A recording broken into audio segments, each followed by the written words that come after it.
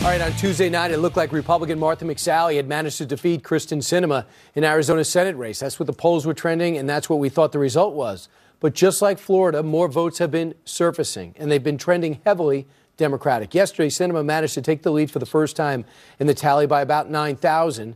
President Trump weighed in today. Now in Arizona, all of a sudden, out of the wilderness, they find a lot of votes, and the other candidate is just winning by a hair.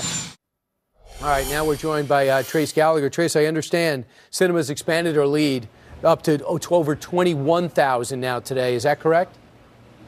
It is, and it's all about the mail-in ballots and where they fall, Brian. The way it works is, in Arizona, if the signature on the mail-in ballot does not appear to match the signature on the sealed envelope, then election workers in all 15 counties call the voter to try and fix or cure the issue. In fact, they call it curing. But Maricopa and Pima counties, urban areas where Democrat Kyrsten Sinema performed better, were allowing ballots to be cured after the election. So Republicans sued to stop the process, saying calling voters after election day is a violation of state law. They argued that if some counties were allowed to cure ballots for several days after the election, then all counties had to be allowed to do the same thing. And today a judge agreed, giving the entire state until November 14th to end the so-called curing of ballots. Experts applauded the added oversight, but they say it really should only affect a small number of votes. President Trump, you said earlier, weighed in. He also said, and I'm quoting here,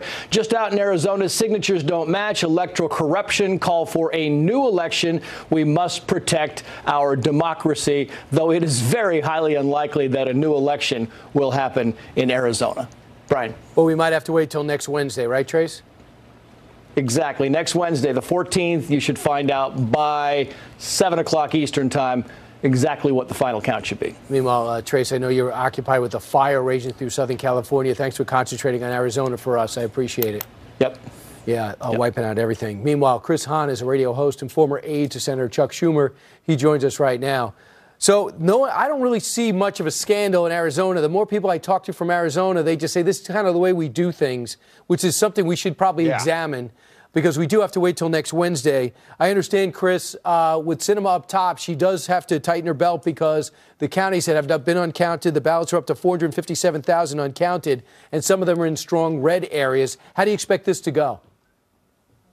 I expect Sinema to win. I think this margin will hold. Probably she might even increase it a little bit. Most of the outstanding ballots are either in her congressional district or in Maricopa County, which is the home of the biggest city in Arizona. She is going to win this election. I think most Republican strategists I've talked to last couple of days feel the same, and they're just counting the ballots out there. I know the president's trying to put a spin on it, but no, they're counting. That's what they do after an election. They have mail-ins there. And the worst thing an election commissioner wants is a close election, because you wind up going a couple of days after and people get frustrated. We're in an instant gratification culture. And we're just going to have to be patient. They don't take office till January 1. We've got plenty of time to figure it out. So if you're Rick Scott, do you blame him for being a little ticked off today, even though he's the governor of the state?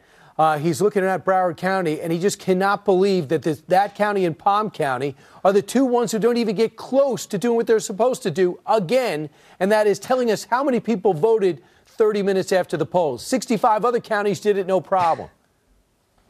You know, if I'm Rick Scott, I'm thanking Broward County, because they messed up the design of their ballot, and 25,000 people didn't vote for United States Senator. Those same 25,000 people voted for Agricultural Commissioner. I'm pretty sure that they weren't excited about Agricultural Commissioner. So he should be thanking them, not using the power of his office to try to intimidate election workers who have till tomorrow to give him the results. And if he's got a problem with the way things are going there, that's what the courts are for. He went into court today to seek some relief. He got access to those ballots. And I think we should let it play out. Let's see where the votes go. They're going to count all the votes. And really, the margin of victory here might be those 25,000 ballots. So he should be happy for that incompetence. And I don't like that incompetence at all. But I don't think there's a lot of dubious activity when it goes to counting the votes there right now. But there is dubious activity when the governor of the state of Florida utilizes his office to intimidate those workers. And then conservatives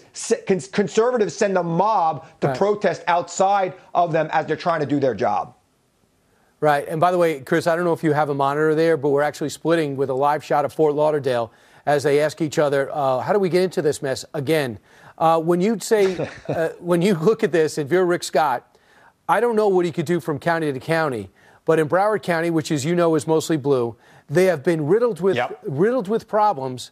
In 2000, we know about what they did with broken machines, uncounted ballots, and no-show workers, undeliverable ballots, absentee ballots. In 2016, Chris, they closed and posted the election results 30 minutes before the election actually ended, while the polls were still open in the county.